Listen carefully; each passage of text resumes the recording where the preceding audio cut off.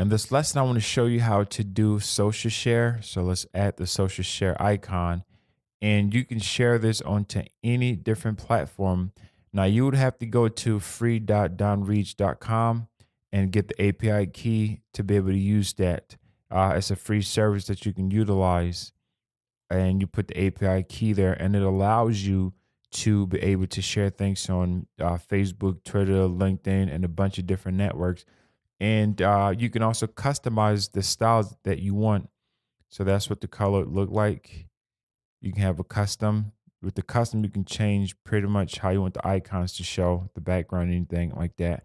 And you can have a simple, or you can have the solid, and you can choose the radius for that as well. So make sure you go to this website here and just get your API key, and you put that there. You can show the count. So it shows the count for each one. You can also show the total shares count right here. So this is really great for you to put on certain pages so that you know how many shares that a particular item has. You can put on the right, you can put on the left, or you can put it on the center.